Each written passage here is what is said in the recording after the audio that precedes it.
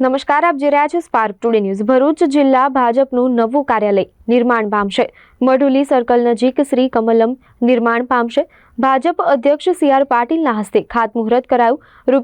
₹6.50 કરોડના ખર્ચે કાર્યાલયનું નિર્માણ કરાશે।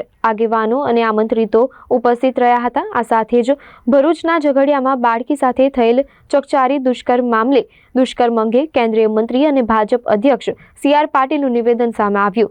રાજ્ય સરકારે આ કેસમાં તમામ પગલાં લીધા છે। કોર્ટમાંથી આરોપીને કડક સજા મળશે, સી.આર. પાટીલે કહ્યું। ભારતીય જનતા પાર્ટીના કાર્યાલયનું નિર્માણ કરવા માટેની એક યોજના આખા દેશમાં માનનીય પ્રધાનમંત્રી શ્રી નરેન્દ્ર મોદી સાહેબે એની કલ્પના કરીને એને સાકાર કરવા માટેના પ્રયત્નો શરૂ કર્યા હતા। પૂર્વ રાષ્ટ્રીય અધ્યક્ષ અને હાલના ગૃહમંત્રી આદરણીય શ્રી અમિતભાઈ શાહ સાહેબ જ્યારે રાષ્ટ્રીય અધ્યક્ષ હતા, તેમણે આખા દેશમાં લગભગ 700 જિલ્લાઓમાં આ કાર્યને ખૂબ જોરમાં આગળ ચલાવ્યું હતું અને આખા દેશના કાર્યાલયો બને એના માટેના સફળતાપૂર્વકના પ્રયત્ન કર્યા હતા। ગુજરાત સ્વાભાવિક છે, એમાં પાછળ ના હોય। આજે લગભગ ઘણા બધા કાર્યાલયો બની ગયા છે। અમુક કાર્યાલય લગભગ 3-4 કાર્યાલયો પાઇપલાઇનમાં છે અને કેટલાક પહેલાથી બનેલા હતા। એ રીતે જોતા ગુજરાત પ્રદેશ ભારતીય જનતા પાર્ટીના આખા પ્રદેશની અંદરના તમામ જિલ્લાઓ અને શહેરના અલગ અલગ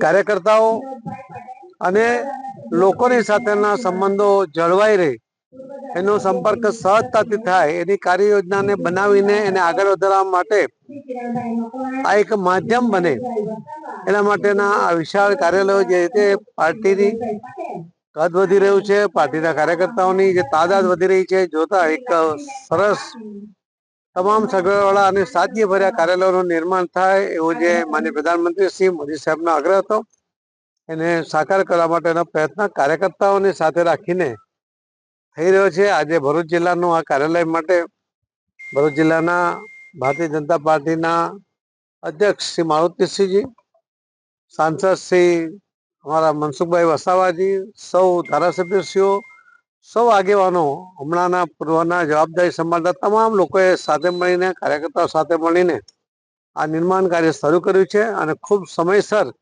આ કાર્ય પૂર્ણ કરશે એવો મને વિશ્વાસ છે। એમને સર્વેને ખૂબ ખૂબ અભિનંદન આપું છું। સર, જે ઝઘડિયામાં જે ઘટના બની છે દુષ્કર્મની, તે બાબતમાં આપનું શું કહેવું?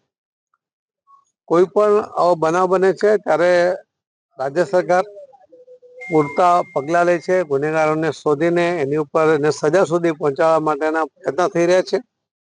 માનનીય પ્રધાનમંત્રી મોદી સાહેબની આ સૂચના બહુ કડક છે અને માનનીય ગુજરાતના મુખ્યમંત્રી શ્રી ભૂપેન્દ્રભાઈ પટેલ એમણે એના માટેની તકેદારીના પગલાં લીધા છે, એના અટકાયતી પગલાં પણ લીધા છે અને એને કોર્ટમાં લઈ જઈને સજા કરવા સુધીના પ્રયત્ન આજે ગૃહમંત્રી શ્રી હર્ષભાઈને બધા મળીને કરી રહ્યા છે। રાષ્ટ્રીય અધ્યક્ષ આદરણીય અમિત શાહ સાહેબ જ્યારથી બન્યા હતા ત્યારે કહ્યું હતું કે દરેક જિલ્લાઓમાં ભારતીય જનતા પાર્ટીનું કમલમ કાર્યાલય રહે।